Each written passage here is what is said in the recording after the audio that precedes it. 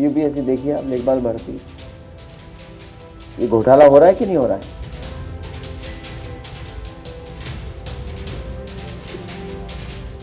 आप लोग ही मदद करो हमारी।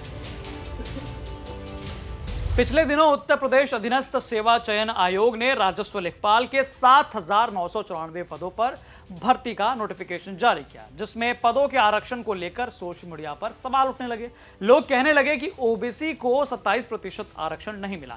इसी बीच समाजवादी पार्टी अध्यक्ष अखिलेश यादव भी इस विवाद में सामने आ गए। उन्होंने साफ साफ कह दिया कि लोक सेवा आयोग में घोटाले हो रहे हैं, सबसे ज्यादा धोखा पिछड़ों के साथ हो रहा है। हालांकि 17 दिसंबर की देर रात हुई बैठक में मुख्यमंत्री योगी आदित्यनाथ ने लेखपाल भर्ती के नोटिफिकेशन में मिली शिकायतों का संज्ञान ले लिया है। उन्होंने नौकरियों में आरक्षण को लेकर अफसरों पर सख्ती बरती, लेकिन यहां सवाल ये उठता है कि आखिर ये पूरा मामला क्या है और क्यों 7,994 पदों पर आई लेखपाल की भर्ती को लेकर सवाल उठ रहे हैं। नमस्कार, मैं गौरव कुमार पांडे हाजिर हूं यूपी तक पर। 16 दिसंबर 2025 को उत्तर प्रदेश अधीनस्थ सेवा चयन आयोग ने लेखपाल की मुख्य परीक्षा के लिए नोटिफिकेशन जारी किया। 7,994 पदों के लिए यह भर्ती आई। इसमें आरक्षण को देखते हुए जो पदों की संख्या दी गई थी वो थी अनरिजर्व के लिए 4,165, ओबीसी के लिए 1,441 पद, ईडब्ल्यूएस के लिए 792 पद, एससी के लिए 1,446 पद, एसटी के लिए 150 और कुल पद मिलाकर जो थे वो थे 7,994 पद। अब इसी में ओबीसी के पदों को लेकर हल्ला हो गया। दावा किया जाने लगा कि आरक्षण जो मिलना चाहिए था वो नहीं मिला। युवाओं के साथ साथ बड़ी संख्या में समाजवादी पार्टी के नेता इस मुद्दे पर पोस्ट करने लगे।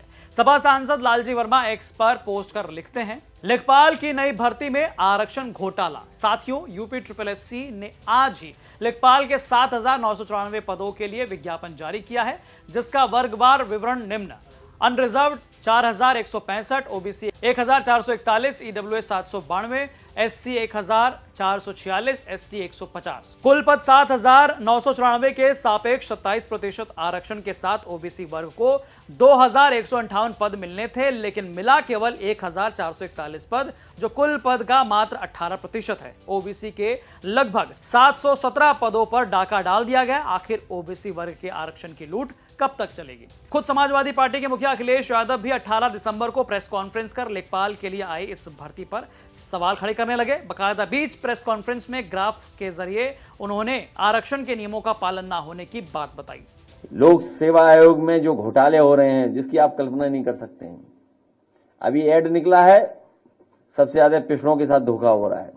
गणित लगाइए कि अगर हमें मिल रहा है जो आरक्षण, कितने होनी चाहिए सीटें ही नहीं मिल रही, उतनी कम कर दी सीटें। सोचिए आप, उसका ग्राफ अभी आपको दिखाएंगे कि कितनी कम कर दी सीटें।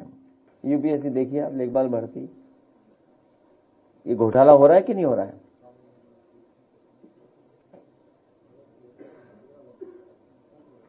आप लोग ही मदद करो हमारी।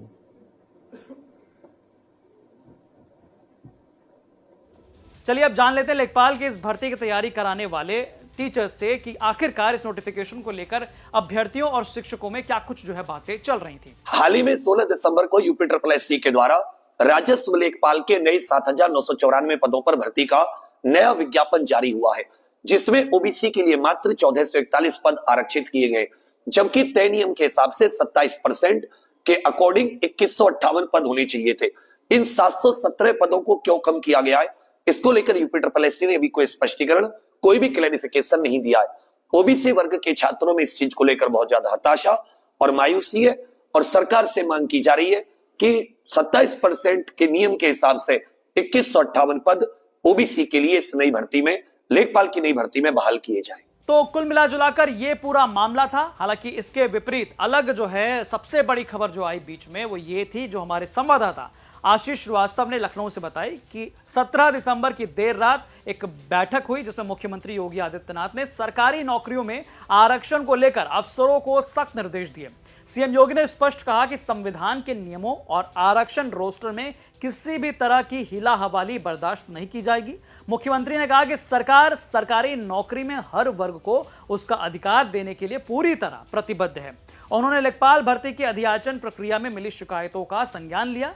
आपको बता दें कि कल देर रात हुई बैठक में सीएम ने राजस्व परिषद के चेयरमैन को चेतावनी दी। मुख्यमंत्री ने कहा कि 7,994 खाली पदों पर वर्टिकल और हॉरिजॉन्टल आरक्षण का नियमानुसार पालन किया जाए। वर्टिकल आरक्षण के तहत 27% अन्य पिछड़ा वर्ग, 21% अनुसूचित जाति और 2% अनुसूचित जनजाति का आरक्षण पूरी तरह लागू किया जाए। साथ ही दिव्यांग, महिला और पूर्व सैनिकों के लिए हॉरिजॉन्टल आरक्षण भी हर हाल में सुनिश्चित करने के उन्होंने निर्देश दे दिए। तो कुल मिलाजुलाकर अभी भी इस भर्ती को लेकर कई और सवालों के जवाब आने बाकी हैं। अभी भी अभ्यर्थी और तमाम तैयारी कराने वाले कोचिंग टीचर्स भी जो हैं वो इसके स्पष्ट जवाब को तलाश रहे हैं। हालांकि आपकी इस रिपोर्ट पर क्या कुछ राय है हमें कमेंट करके जरूर बताएं। बाकी तमाम खबरों के लिए आप देखते रहें यूपी तक। धन्यवाद।